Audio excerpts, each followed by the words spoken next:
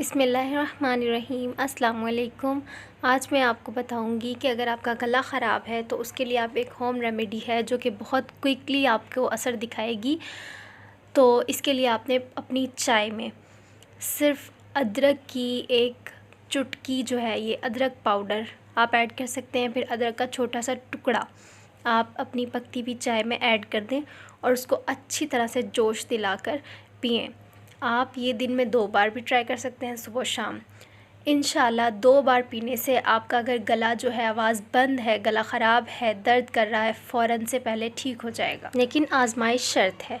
अगर आपको वीडियो अच्छी लगी तो लाइक करें, कमेंट करें। मिलते हैं नई वीडियो के साथ। अल्लाह हाफ़िज़।